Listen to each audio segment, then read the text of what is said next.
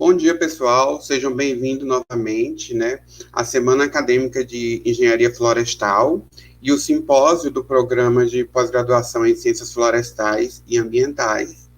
Infelizmente, nós não pudemos ter a palestra anterior, houve alguns imprevistos, mas nós estamos aqui para dar continuidade, à nossa semana acadêmica.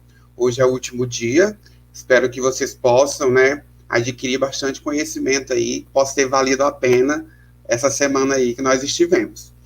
Bom, meu nome é Jonathan Resplandes, eu sou acadêmico do programa de pós-graduação, e eu vou receber hoje aqui para palestrar para nós a doutora Ana Paula Dalla Corte.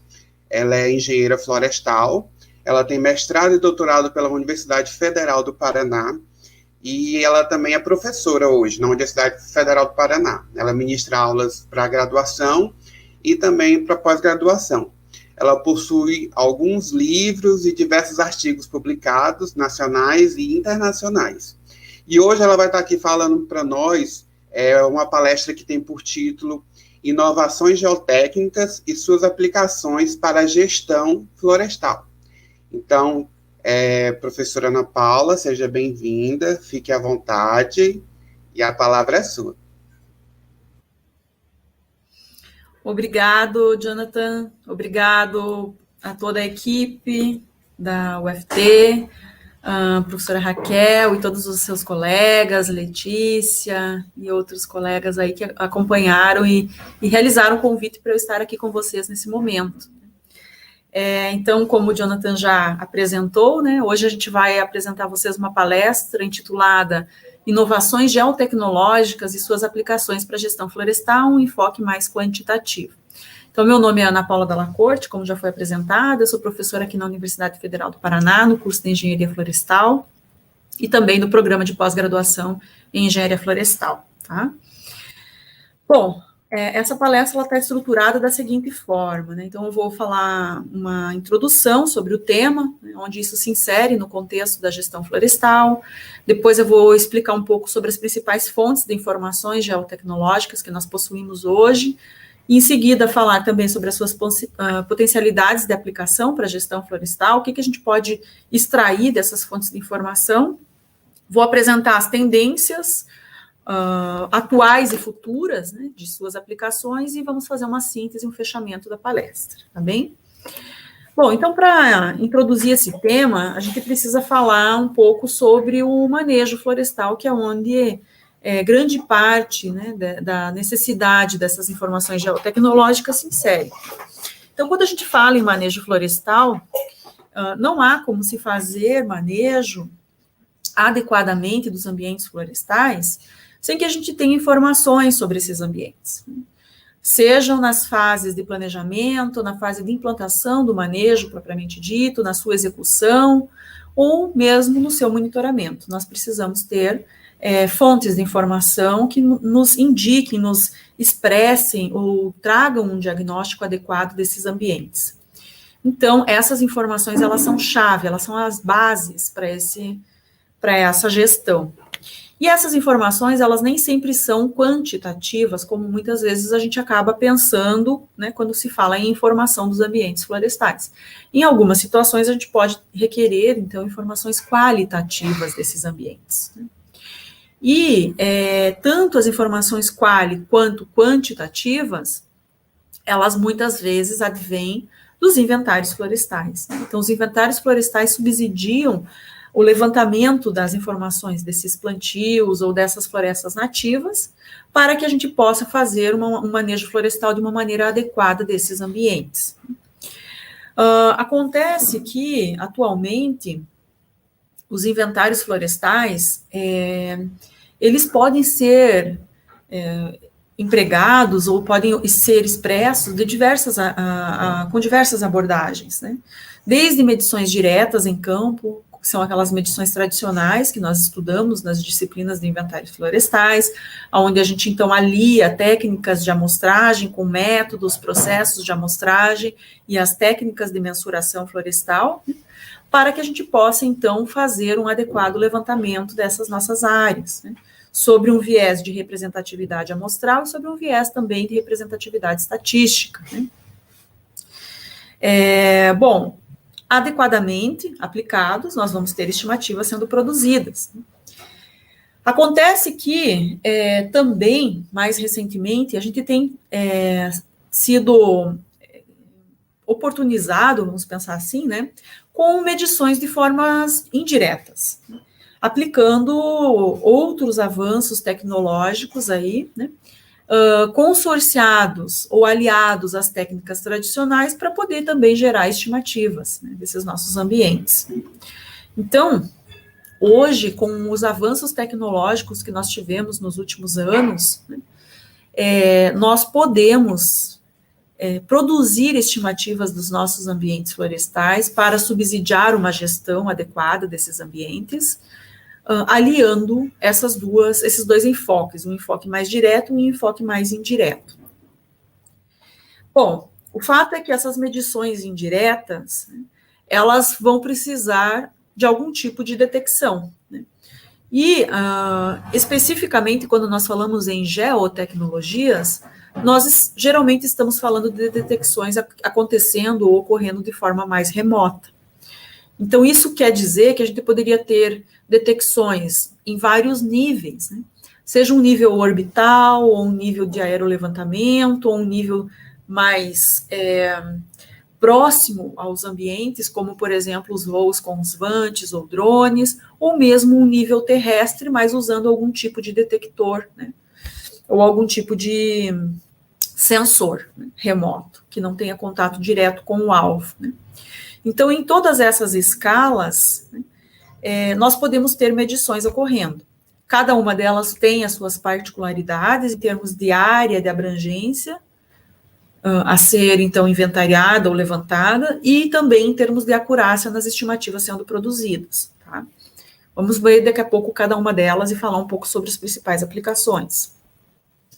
O fato é que existem hoje diversas fontes de informação, né?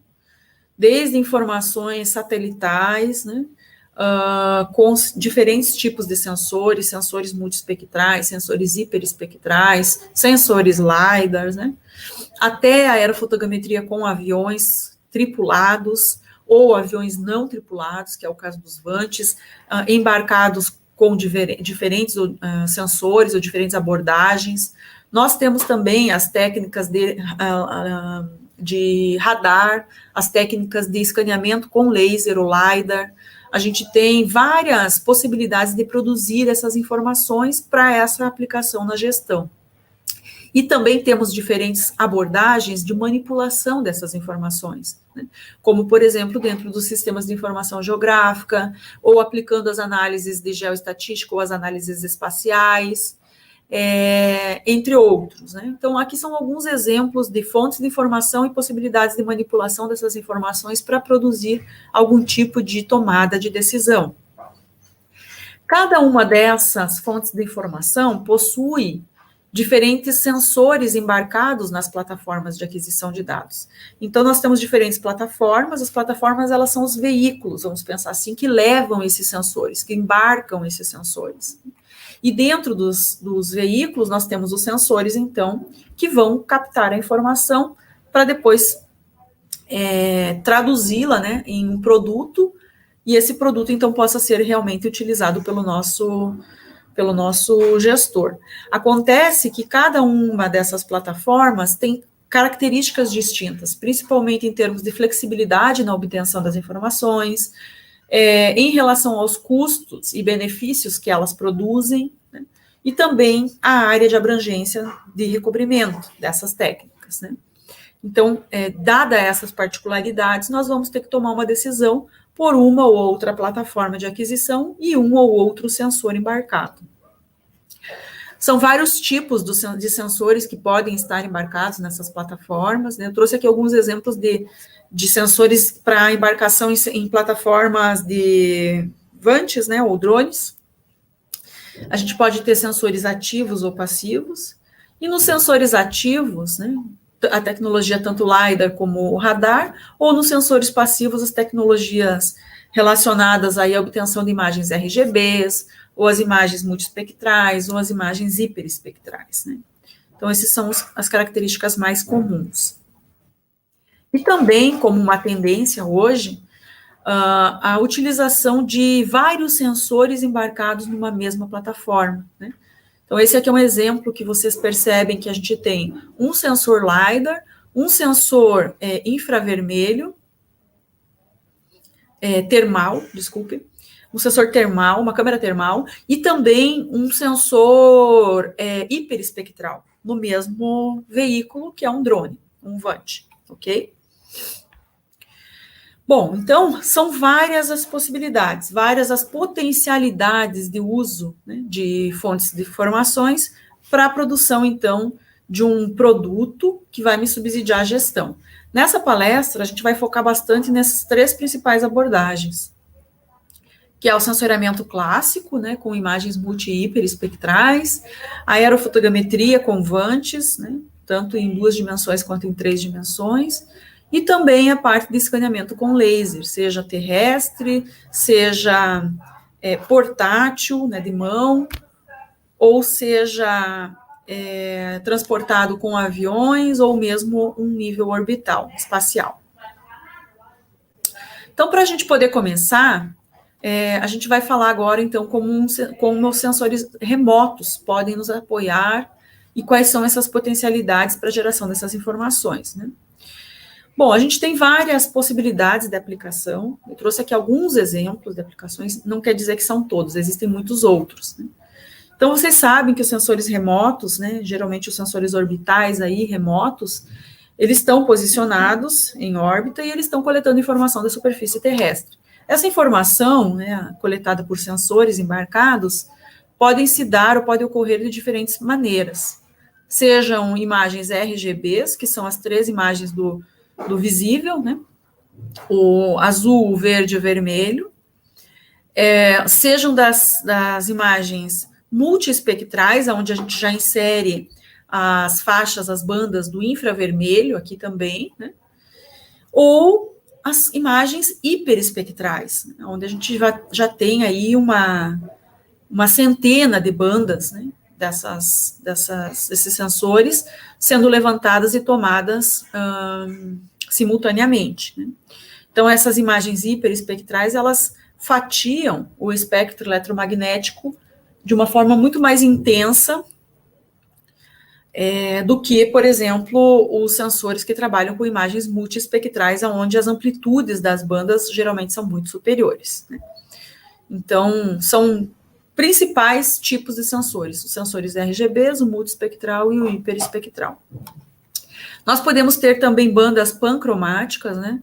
Então, satélites como o Cibers, né? Cibers 4, aí, 4A do Brasil, o brasileiro, né, em cooperação com a China, ou mesmo toda a família Landsat, aí tem bandas pancromáticas, que geralmente, então, trazem para nós um melhor posicionamento geométrico dos objetos, com uma melhor capacidade distintiva dos alvos, né, porque a resolução espacial acaba sendo menor, né, e depois as bandas multiespectrais com uma resolução espacial maior, mas com uma diversidade do espectro eletromagnético muito superior. Então, há também as bandas pancromáticas, né? O que a gente pode fazer com essas bandas?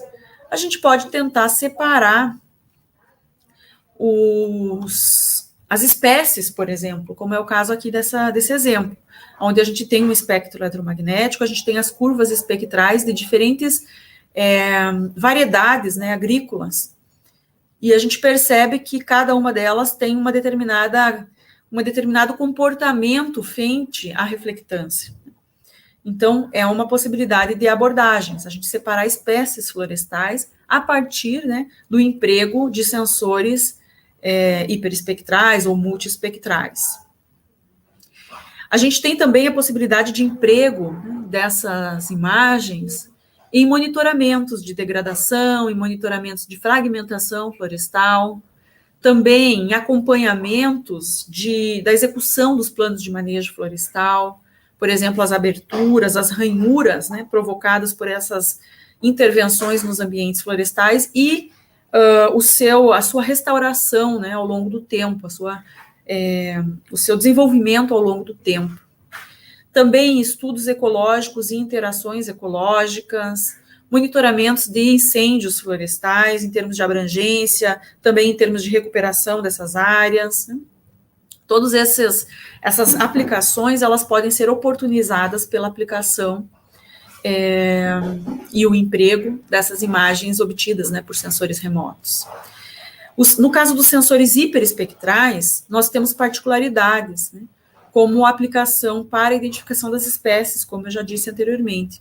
Então, esse aqui é um exemplo de um trabalho onde se desenvolveu, se aplicou, né, sensores hiperespectrais, 2 tipos de sensores, o Venir e o S-Venir, com diferentes abrangências de bandas, né, do espectro eletromagnético. Então, uma vai de 450 até 970 nanômetros e a outra vai de 970 até 2.500 nanômetros. Uma com 122 bandas e a outra com 235 bandas. E foi possível, então, construir curvas espectrais das espécies com valores médios e amplitudes, né, de variação, para que se pudesse tentar fazer uma diferenciação entre as espécies florestais presentes na Mata Atlântica, né, nas florestas semideciduais aqui, né, tropicais semideciduais, numa região, num trecho especificamente aqui da Mata Atlântica, né. Então, várias espécies foram estudadas aqui, nesse caso aqui são 8 espécies trabalhadas, e foi possível, então, construir e representar, né, o comportamento espectral de cada uma dessas espécies. Lembrando que são espécies emergentes do dossel, né. Também vamos falar um pouco agora sobre as potencialidades de aplicações do LiDAR, né. Então, o LiDAR ele pode ter várias plataformas de aquisição, desde plataformas orbitais, quanto plataformas embarcadas em aviões, ou drones, ou vantes, né, quanto plataformas terrestres, que são os TLS, né, ou até mesmo aquilo que a gente chama de wearable laser scanning, né, que seria um escaneamento portátil e em deslocamento no campo, por exemplo, seja portátil de mão, seja um portátil de mochila, né, e assim por diante. Então, aqui são várias as possibilidades de plataformas. Cada plataforma dessa vai ter um sensor que vai estar levantando uma nuvem de pontos tridimensional das superfícies levantadas, né, das superfícies que interagiram com esse escaneamento. Esse aqui é um exemplo de um fragmento florestal nativo de floresta da araucária, aqui no estado do Paraná, onde nós temos, então, o modelo digital de terreno, né, e depois aqui já um modelo de elevação de copas, né, Canopy High Model, a gente chama de CHM, que seria o modelo de elevação de copas, onde a gente já tem aqui, então, em verde o 0, né, de altura, e em vermelho, aí mais intenso, a máxima altura observada naquele fragmento, que nesse caso aí foi quase 36 metros, né, 35,94 metros. Então, foi um levantamento com um laser embarcado em um drone, e vocês percebem aqui na ampliação da imagem, né, da figura, que vocês conseguem perceber aqui as araucáriazinhas, né, algumas araucárias aqui se sobressaindo nesses ambientes, né. Um outro exemplo também possível é a aplicação de LiDAR em aviões, né, o ALS, né, para também gerar estimativas de uma maneira mais rápida desses ambientes. Então, nesse caso aqui, era um sensor embarcado em avião, foram feitos 2 levantamentos, um no ano de 2011 e outro no ano de 2013, e foi feito, então, uma comparação, ou seja, a análise da dinâmica, né, dessas árvores, né, ao longo do tempo, né, então, ao longo desses 2 anos de intertício. Então, algumas espécies foram identificadas, essas espécies foram demarcadas, a estimativa de biomassa acima do solo foi produzida nos 2 anos, né, e se fez, então, uma comparação da dinâmica ao longo do tempo através da aplicação desses sensores. Então, a de 2011 para 2013, como é que foi o comportamento da biomassa acima do Sol. E se chegou a uma correlação bastante alta entre as duas biomassas ao longo do tempo, né? O que era de se esperar, né? Mas aqui demonstrando a capacidade desse tipo de sensor em validar essas informações produzidas, né? Então, a partir de áreas de copa de indivíduos identificados e a partir da altura desses indivíduos também apresentada, foi possível a aplicação, então, de uma equação para a estimativa da biomassa acima do solo em função dessas duas variáveis, área de copa e altura total. E observou-se, ou se comprovou a possibilidade de uso desse tipo de sensor para esse tipo de acompanhamento. Então, esse aqui é um exemplo na Flona do Jamari, aqui no Brasil. Outros exemplos potenciais de aplicação dessas técnicas diz respeito aos sensores embarcados em plataformas terrestres fixas, né? Esse aqui é um exemplo de um TLS, né? Terrestrial Laser Scanning, que seria aqui em Curitiba mesmo, no bosque aqui do que a gente chama de Capão do Tigre, o Capão do Sebastião, né? Do professor Sebastião Amaral Machado, porque ele foi um dos pioneiros em implementar as medições aqui no nosso capão, engenharia florestal. E é um capão de araucária, né? Da floresta umbrófila mista, típica, né? E sensores lasers foram, então, utilizados para fazer um escaneamento no interior dessas ambientes florestais, né? Esse momento que vocês veem aí é o laser, então, posto, né, instalado em um tripé, nivelado. Depois vocês veem vários pontinhos coloridos aí, né, são as nossas estações,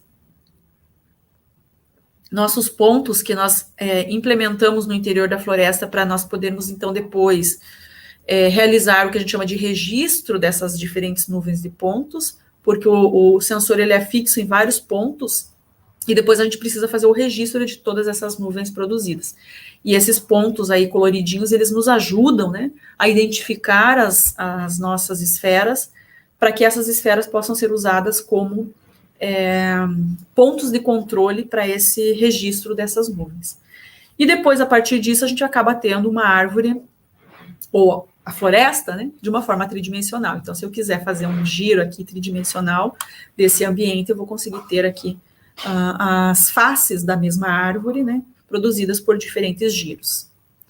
Então, isso é a aplicação de laser em múltiplas varreduras, que a gente chama. A gente pode fazer uma varredura simples, a gente vai ter só a face para a qual a árvore está voltada para o sensor. Ou a gente pode fazer varreduras múltiplas, onde a gente tem os registros das nuvens e depois a gente tem, então, as árvores ao longo de todas as suas faces. O que a gente pode fazer com isso, né? Muitas coisas, né? Então, a gente pode, desde analisar o diâmetro da árvore, e não só o diâmetro a 1,30, mas sim o diâmetro ao longo de toda a sua extensão. Vejam que aqui a gente consegue observar a árvore em uma altura elevada, né? Aqui está um corte pequeno, mas a gente consegue enxergar até onde a abertura da floresta me permite, né? Então, eu consigo criar reconstituições de diâmetro, eu consigo fazer cálculos de integração volumétrica, eu consigo ter uma percepção da densidade de indivíduos, né, o número de indivíduos dentro daquele ambiente. Eu consigo também fazer recortes dessas nuvens em faixas de altura de interesse. Por exemplo, eu posso pegar a 1,20 e a 1,40 e recortar e ficar só com essa nuvem. E depois eu posso calcular as áreas transversais para poder fazer uma estimativa de área basal. Ou eu posso ainda fazer estimativas de altura desses indivíduos, né? Eu posso também trabalhar aí com análise da textura, né? Quem trabalha aí com identificação de espécies, essa é uma abordagem muito interessante e ainda praticamente quase nada explorada aqui no Brasil, que é a tentativa, né, de expressar a identificação das espécies pela casca, pela textura, né, do tronco, né. Isso já tem alguns estudos fora do país com isso, mas aqui no Brasil ainda muito incipiente, né. Bom, pensando ainda em laser, né, em uso do LiDAR com vantes, nós podemos também ter a identificação de indivíduos, né, e a medição, por exemplo, de extração de métricas diretamente sobre essas nuvens, como a altura, esse é o caso aqui, onde a gente pode pegar a altura total do indivíduo, como reconstituição do diâmetro ao longo do fuste. Esse aqui é um paper nosso que saiu em 2020, onde a gente conseguiu demonstrar que foi possível, para plantios de LPF aqui no Brasil, fazer a medição direta do diâmetro a partir de LiDAR transportado com um VANT, tá? Com um sistema chamado Gator-Eye, né? E esse aí foi um dos primeiros papers no mundo que conseguiu mostrar o uso do diâmetro diretamente, medido diretamente. Muitos papers já tinham sido trabalhados, mas fazendo estimativas do diâmetro a partir da altura medida. O nosso paper conseguiu mostrar a viabilidade de uso disso para ILPF, com a medição direta do diâmetro. Né? Então, uma alternativa bastante interessante também, né, para casos específicos do ILPF. Esse aqui é um exemplo da casca e identificação, que eu falei que alguns trabalhos fora do Brasil já tinham tentado trabalhar com isso. Então, esse aqui é uma aplicação de escaneamento de laser terrestre para identificação de espécies florestais e estágios de desenvolvimento dessas espécies que foram trabalhadas, foram 6 espécies. Esse é um trabalho desenvolvido na França, pelo Otomani, né? Se vocês procurarem, vocês vão conseguir encontrar esse trabalho, e ele desenvolve, então, todo um perfil de escaneamento, né, para essa identificação das espécies florestais, dessas 6 espécies florestais deles lá. É claro que a nossa diversidade, as nossas condições florestais são bastante distintas, mas, quem sabe, para algumas espécies a gente poderia empregar esse tipo de técnica, sim, também para tentar esse tipo de identificação. Vamos falar agora também um pouco sobre a aerofotogrametria com VANTs.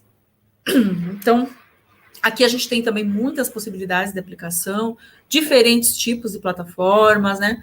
Plataformas com multirotores, plataformas com asa fixa, ou hoje a gente chama de sistemas híbridos, né? Onde a gente tem as duas tecnologias na mesma plataforma, né? Tem o multirotor e o asa fixa na mesma plataforma, visando melhorar, né? Ou usar o que cada uma das tecnologias tem de melhor, né? Cada uma dessas abordagens pode carregar, então, sensores, e esses sensores podem trazer potencialidades de geração de diferentes informações. Sejam sensores passivos, né? Nesse caso aí a gente sabe o uso de sensores RGBs ou multiespectrais podem me potencializar a geração de modelos digitais terreno, modelos digitais de superfície, mesmo reconstituição de curvas de níveis, né? Ortomosaicos e mesmo os mapas de índices de vegetação. Eu posso trabalhar com essas imagens ainda RGBs ou multiespectrais para trabalhar com a parte de morfometria de copa e estimativas biométricas a partir dessas. Então, esse aqui é um exemplo onde a gente tem as áreas de copas de algumas árvores de araucária e outras espécies florestais, onde os seus diâmetros de copas foram medidos e os seus diâmetros a 1,30 foram também levantados em campo. E, a partir disso, uma equação, né, foi levantada, foi construída, para que se pudesse fazer estimativa para as demais árvores. Né? Então, em função da área de copa, fazer estimativa diamétrica a 1,30. Também posso trabalhar com aplicações de monitoramento da exploração florestal ao longo do tempo, a questão das ranhuras, que eu falei lá no sensoriamento remoto, aqui também poderão ser trabalhadas, mas é claro que as escalas com bastante diferenças, né? Então, os drones e os VANTs, eles têm geralmente uma abrangência muito menor do que o sensoriamento remoto típico, né? Com imagens de satélite. Esse aqui é um exemplo bem interessante da equipe do Evandro Orfanola, da Embrapa Acre, onde eles têm trabalhado com imagens RGBs para criar uma cronossequência e a definição de fenofases para espécies florestais, né? Então, para diferentes espécies florestais, eles criaram uma espécie de calendário para dizer o melhor momento de se identificar aquela espécie a partir das imagens com VANTs, né? É um trabalho bastante interessante também e pioneiro, né, que nos ajuda também na identificação das espécies florestais mais emergentes do dossel, né? Também é possível trabalhar com a parte de aplicações mais para inventário, como, por exemplo, a contagem de indivíduos, sejam jovens, sejam adultos, sejam as métricas das árvores, como altura e áreas de copas, como índices de área foliar, né? E até questões mais relacionadas ao terreno, como a modelagem em si, né, do modelo de terreno e modelo de superfície. Aqui eu trago para vocês 3 artigos nossos que eu sugeriria que vocês observassem, quem tem vontade de aprender um pouco sobre aplicações para inventário. Um deles é uma ferramenta que nós desenvolvemos aqui com uma orientada de doutorado, né, que se chama Tree Detection, para automatizar contagens de indivíduos em imagens de VANTs. A outra é um trabalho relacionado à geração de índices de uniformidade de plantios, de eucaliptos e de pinos, a partir dessas imagens de VANTs. Então, como estão em termos de homogeneidade. E a terceira publicação é um trabalho relacionado a inventários de sobrevivência em povoamentos de eucaliptos, com o uso de aplicações de redes neurais artificiais e aplicações em imagens de VANTs também, tá? Bom, vamos falar um pouco agora sobre as atualidades e tendências, né? Então, a gente tem aí algumas tendências. Uma delas são sensores mais brasileiros, nacionais. Esse aí é o exemplo do Amazônia 1, né, que é um sensor totalmente brasileiro, né, com tecnologia totalmente nacional. Ele é um sensor que vai ter 60 metros de resolução espacial, na verdade tem, né, já foi lançado, 60 metros de resolução espacial. Ele vai ter 3 bandas do RGB, né, e mais uma banda de infravermelho próximo, do NIR, né. A característica dele, da resolução espacial, ela não é tão boa, mas para monitoramentos em larga escala, como, por exemplo, do desmatamento da Amazônia, são aplicações interessantes, né? Então, uma iniciativa do INPE aí. Nós temos também tendências, né, de pequenos satélites, né, satélites menores do que esses satélites convencionais que nós estamos acostumados aí, como o Landsat, como o Cibers, né? Então, é o que a gente chama de nanosatélites. Esse aqui é um exemplo da órbita, da constelação, da Planet, onde a gente tem muitos nanosatélites em órbita, né? Uma consorciação aí de diferentes sensores, diferentes plataformas, A gente tem as plataformas do Dove, a gente tem RapidEye, a gente tem SkySat, cada uma com as suas características específicas. Então, por isso, as imagens variam aí de 0,7, mais ou menos, até 6,5 metros, 0,7 metros até 6,5 metros. Ou 70 centímetros, ok? Esses três tipos de plataformas, elas compõem a constelação Planet, e essas imagens Planet prometem, então, revisitas diárias da mesma área da superfície terrestre, né? Então, eles trabalham com uma nova abordagem de acesso, não é a mesma abordagem que a gente tem, por exemplo, das imagens do Landsat, do Sentinel, onde a gente baixa a órbita ponto. Nesse caso aqui da Planet, você acessa uma plataforma e dentro dessa plataforma você tem acesso a todas as imagens, né? Você não compra a órbita ponto, como nos outros satélites. Eles são comprados ou são disponibilizados gratuitamente. A gente tem também uma outra tecnologia nacional aí que advém de uma Joy Venture, né? Joy Venture, desculpe, não Adventure, Joy Venture, que é composta pela Telebrás e pela Embraer, né, que se chama Visiona, né? A Visiona, a tecnologia espacial, ela desenvolveu um nanosatélite chamado VCube, né?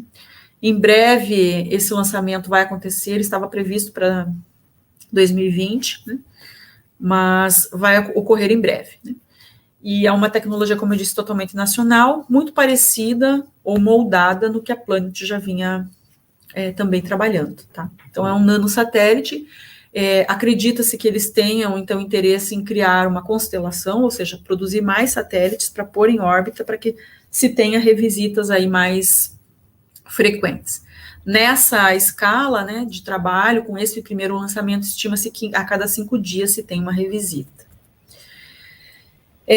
Nós temos também o lançamento que ocorreu em 2018 do satélite JEDI, né, ele já está lá na estação espacial, ele já tem dados produzidos, né, foi um investimento muito grande da NASA, com cooperação com a Universidade de Maryland, né, e essas informações produzidas por esse satélite são informações de sensores LiDAR, né. Então, bastante interessante, muito oportuno para a gente que trabalha com os ambientes florestais, né, poder trabalhar e poder usar essas informações produzidas pelo JEDI. Nós temos também um sensor italiano que se chama PRISM, né? Um sensor que é hiperespectral, com muitas bandas, com resolução espacial de 30 metros, e também com informações já coletadas dos ambientes florestais, né? Dos ambientes de modo geral, e não diferente dos florestais, né? Nós temos um sensor alemão que se chama ENMAP, né, que deve entrar em escala operacional em 2021 também, esse ano. Esse sensor, ele também se trata de um sensor hiperespectral e com resolução espacial também de 30 metros. Bom, para finalizar, já estou chegando próximo aí dos meus 40 minutos, né? Não quero ultrapassar muito tempo, mas para finalizar eu poderia dizer assim que há uma tendência em uso integrado dessas informações, dessas diferentes fontes de informação. Sejam informações de LiDAR, sejam informações de câmeras RGBs, multiespectrais, hiperespectrais ou mesmo de sensores orbitais. Uma integração de uma forma cada vez mais automática para a gente obter essas informações dos nossos ambientes florestais de maneira remota, né? Lembrando que o campo, ele sempre vai ser muito importante, porque o campo, ele vai poder nos validar aquilo que está sendo produzido, né? Então, não há como só gerar uma estimativa se a gente não pode comprovar o quanto dessa estimativa tem chance realmente de ocorrer, né? Então, a gente precisa ter uma percepção realmente de validação desses dados produzidos. E o campo, sem dúvida nenhuma, né, ele vai ajudar nesse aspecto, né? Primeiro, em calibrar, né? Então, para toda estimativa que eu venha produzir de maneira remota, eu vou precisar ter algum tipo de calibração. E, num segundo momento, para validar aquilo que está sendo inferido. Então, é muito difícil, né, quando as pessoas às vezes perguntam, né, então quer dizer que não vai mais precisar ter trabalho de campo? Por hora, a gente não pode dizer isso, né? Por hora, a gente ainda precisa do trabalho de campo, por hora, e diria, por alguns anos ou décadas, nós ainda precisaremos, sim, dos trabalhos de campo, né? Mas talvez em menor intensidade, né, em menor escala, do que a gente já está acostumado a fazer e aplicar. Então, eu vejo bastante forte assim, a tendência de integração dessas técnicas para melhorar a precisão nas estimativas que nós estamos trazendo ou construindo de forma remota. Eu vejo que hoje a gente tem muitas técnicas já bem consolidadas, né? Nós sabemos muito bem como fazer o levantamento em campo, como produzir informações, como gerar as estimativas, né? Como medir a precisão dessas estimativas. E eu vejo que todos esses sensores e essas técnicas mais inovadoras que têm se colocado ou se postos a nós nas últimas décadas, elas precisam passar por um estágio de maturação, né? E esse estágio de maturação, ele vai depender muito de nós como profissionais, né? Nós vamos precisar nos debruçar sobre esses dados, construirmos as validações, construirmos as novas abordagens para que essas técnicas possam integrar os protocolos já pré-estabelecidos, né? Como que elas vão se integrar a esses protocolos pré-estabelecidos é uma tarefa bastante importante, né, que está posta na nossa mão, né, como engenheiros florestais. Então, nós vamos precisar criar, né, uma disrupção desses entraves que a gente tem aí ainda, para que isso possa ser colocado de uma maneira mais efetiva.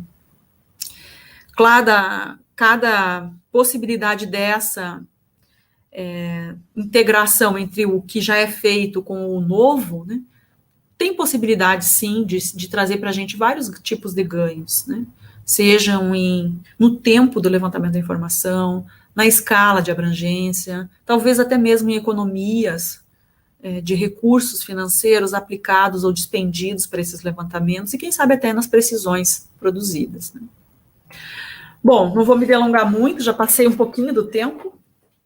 Esse aqui é o meu contato, né? anapaulacorte@gmail.com. O telefone aqui na UFPR, na minha sala. Esse aqui que vocês estão vendo é o prédio que nós conseguimos construir ao lado do prédio da Engenharia Florestal, é o nosso laboratório, que se chama Biofix, que trabalha com 3 principais vertentes. Uma é a parte de inventário florestal, a outra é a parte de geotecnologias, e a outra é a parte de quantificação de biomassa e carbono em ambientes florestais, né? Se chama Biofix justamente por isso. Bom, não quero me delongar, então agora eu vou ficar aberta às perguntas e questionamentos que vocês tenham. Agradeço novamente o convite de toda a equipe de organização. Foi um prazer estar aqui com vocês. Contem sempre com a gente quando precisarem e espero poder contar com vocês também, com o conhecimento de vocês em oportunidades que a gente venha a ter por aqui, tá bom? Muito obrigada.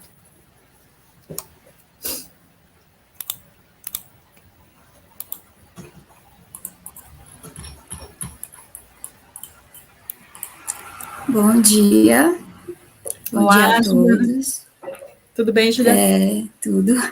Me chamo Júlia Bianca, sou acadêmica do curso de Engenharia Florestal aqui na Universidade Federal do Tocantins e irei ser mediadora das perguntas que surgiram ao longo da palestra.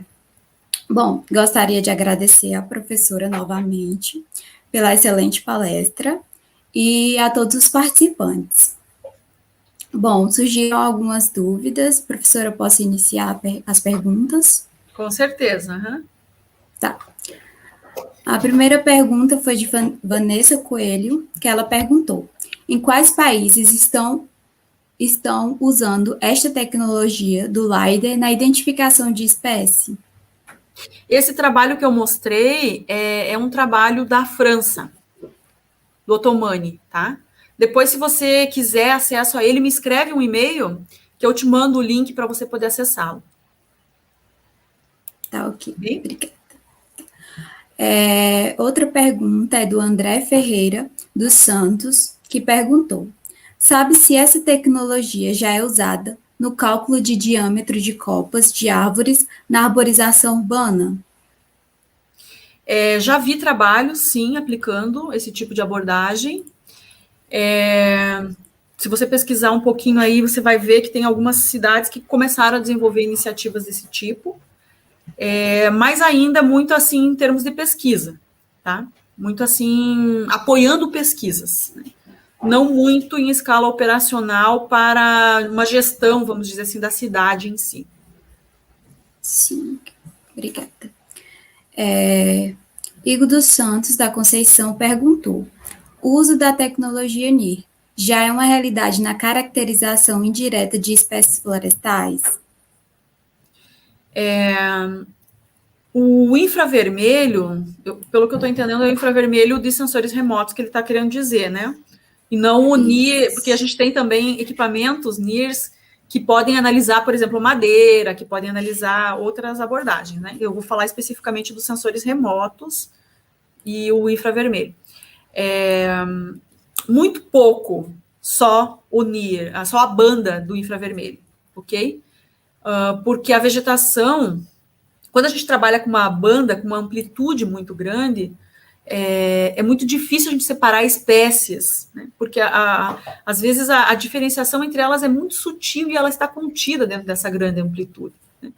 Então, só a banda do infravermelho como um todo, ela tem um range muito grande e ela pode ter dificuldades para esse tipo de abordagem, remotamente, ok? Mas se você fala da madeira com a tecnologia NIR, sim, já se tem curvas espectrais para identificação das madeiras, mas aí é mais o pessoal da tecnologia da madeira que vai poder responder. Mas isso já tem abordagem, sim, tá? Já vi trabalhos disso. Ok. Outra pergunta. O custo para a aplicação dessas inovações geotecnológicas é muito significativo? Olha, depende de qual delas você está falando e depende da escala de trabalho também, né? Então, eu diria assim, de um modo geral, vou tentar resumir isso de uma forma bem grosseira, mas claro que tem muitas nuances aí, tá? Então, eu vou dizer assim, o sensoriamento remoto, de um modo geral, com imagens de satélites multiespectrais, basicamente, assim, eu diria que é o menor dos custos. Praticamente, as imagens praticamente zero hoje em dia, se você garimpar um pouquinho aí, para trabalhar com imagens de média resolução, é praticamente zero. É só o esforço mesmo computacional da tua equipe, coisas assim. Mas o dado bruto para ser trabalhado, eu diria que é muito baixo o investimento. Vantes e drones têm as possibilidades de aplicação? Tem custos intermediários, dependendo do drone que você vai trabalhar, dependendo do sensor que você vai embarcar. Mas eles têm a limitação de escala. Eles não vão poder mapear uma empresa, por exemplo, que tenha 200 mil hectares. Né? Inviável isso, né? Inviável. Então, você vai ter que partir para uma outra tecnologia. Tá? Mas, para pequena escala, eles podem ser viáveis, sim, são viáveis, e eu diria que eles ficariam mais ou menos intermediários aí, em termos de custo. Tá? Quando você parte para um LiDAR, né, seja terrestre, seja aerotransportado com aviões, ou seja transportado com vantes ou drones, a gente já está num custo um pouco mais elevado. Então, talvez numa escala a gente possa dizer dessa forma, tá? Se você perguntar especificamente de um ou de outro, eu posso te responder de uma maneira mais fina, tá? Mas, de um modo geral, dá para pensar assim. Tranquilo, obrigada. O Igor dos Santos perguntou, diante da falta dessa tecnologia, na maioria dos cursos de engenharia florestal no Brasil, como os alunos podem se preparar para enfrentar o mercado de trabalho que demanda por essas tecnologias? Igor, eu compartilho muito contigo essa inquietação, acho que a gente pode chamar dessa maneira, né? Mas é uma inquietação que está acontecendo em muitas frentes da engenharia florestal. Ela não é só na área da geotecnologia, né? Ela acontece em várias frentes. Porque a tecnologia ela está muito difundida e muito numa velocidade, está acontecendo numa velocidade muito rápida. Está difícil da gente conseguir acompanhar realmente, né? Então, eu entendo a tua preocupação, e eu sei que existe uma velocidade para que os currículos comecem a incorporar isso de uma forma mais efetiva, né? E às vezes não é a mesma velocidade que o mercado demanda de nós, o profissional. Então, eu diria, vocês precisam estar sempre antenados, tá? Vocês precisam estar vendo palestras, vendo cursos. Surgiu uma oportunidade aqui de assistir uma palestra, assista. Surgiu uma oportunidade de fazer um curso, faça, né? Oportunizem cursos, né? Chamem os centros acadêmicos nas semanas de estudos, montem, preparem cursos, né? Tudo que vocês puderem fazer extra formação base vai possibilitar vocês, né, estarem em contato com essas tecnologias e estarem cada vez mais preparados para o que o mercado demanda, né? As pós-graduações, elas também servem para isso, né?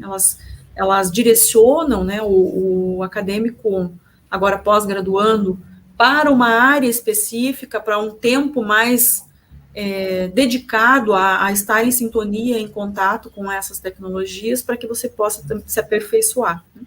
Mas eu diria não perder as oportunidades, estar sempre antenado, acompanhando o que está acontecendo, mas eu te digo, essa inquietação é uma inquietação generalizada, E eu diria que talvez não só na engenharia florestal, em muitas áreas do conhecimento, né? A gente está tendo que correr realmente para conseguir absorver isso como profissionais que precisam estudar, né? A gente precisa estudar para poder ensinar, né? É um desafio maior ainda, né? E, por outro lado, como incorporar isso numa velocidade dentro de um ciclo que existe dentro das universidades, até que isso chegue numa disciplina, né? Então, a gente tem as reformas pedagógicas, né, dos cursos, os projetos pedagógicos dos cursos, a gente tem as tramitações nos conselhos, né? Então, tudo isso leva tempo, leva um certo cronograma que precisa ser cumprido para que isso possa se concretizar, né? Verdade, professora. Outra pergunta também do Igor. Quais cursos ou fontes de informações você poderia recomendar para os graduandos em engenharia florestal? Olha, existem alguns. Depende, assim, um pouco do que você quer, né? Se você quer trabalhar mais com VANT, se você quer trabalhar mais com LiDAR, mais com imagem, né? Mas existem vários, sim, no Brasil. E depois, se você tiver interesse especificamente num tema, você pode me escrever que eu posso tentar te ajudar, indicando alguns cursos. Eu esqueci de falar de um curso especificamente, né? Mas, aproveitando que eu sou coordenadora dele, eu vou fazer a propaganda aqui.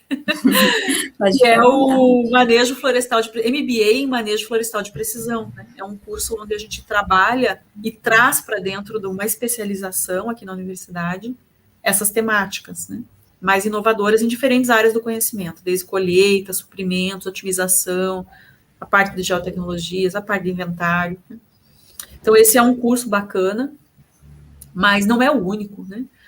Dependendo do tema que você se interesse, quero trabalhar mais com geoestatística, ou quero trabalhar mais com assessoramento remoto, né? Existem várias possibilidades aí sim no Brasil.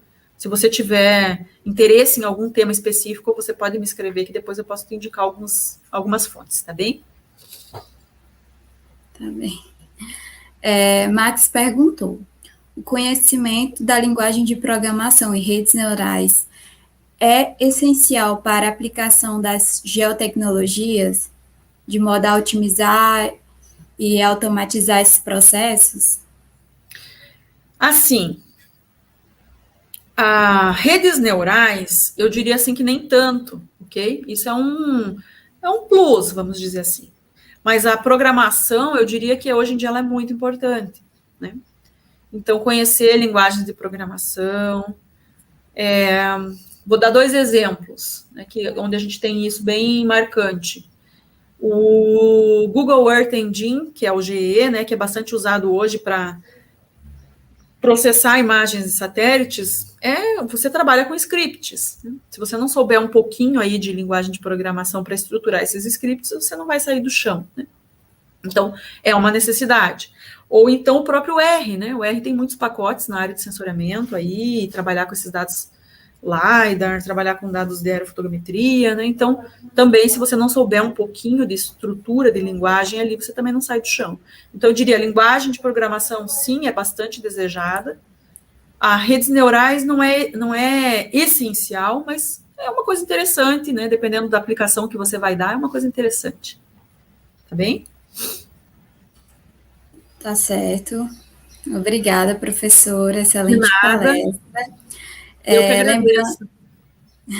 Lembrando que hoje à tarde teremos a apresentação dos melhores trabalhos e à noite o fechamento com a palestra Liderança e Carreira. Então, participem. Gostaria de agradecer novamente a todos e vou passar a palavra aqui para o professor André.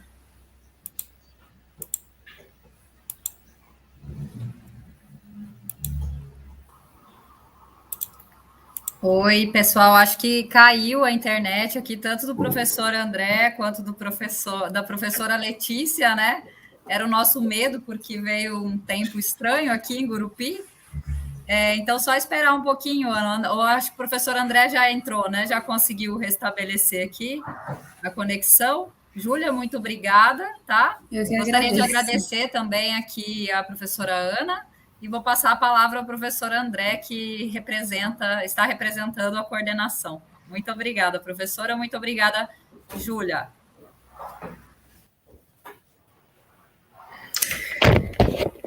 Estou de volta aqui. Então, professora Ana Paula, né, em nome da comissão organizadora, em nome do curso de graduação de Engenharia Florestal da Universidade Federal do Tocantins, do nosso curso de mestrado, né, em Ciências Florestais e Ambientais, a gente gostaria de agradecer mais uma vez a disponibilidade da professora, trazendo essas tecnologias inovadoras, né, que vêm a engrandecer, né, a formação dos nossos futuros engenheiros florestais. Então, a gente agradece de antemão e estamos à disposição, à disponibilidade da professora. E que num próximo, depois desse período de pandemia, a gente possa ter um encontro presencial, convidá-la a vir para o calor do Tocantins. Obrigada, André, pelas palavras. Obrigado também, Raquel, Júlia. Obrigado por todo o suporte aí, pelo convite. Foi um prazer estar aqui com vocês. Vai ser um prazer conhecer aí o campus de vocês. Gostaria muito, né, quando possível, presencialmente. E contem comigo e vice-versa. Espero contar com vocês também para que vocês, em algum momento, venham para cá também, participar de bancas, palestras, cursos. Vai ser, sem dúvida nenhuma, uma oportunidade muito bacana para enriquecer e fazer trocas aí de conhecimento, tá bom? Muito obrigada a todos e um abraço para todos vocês e um bom resto de evento. Valeu!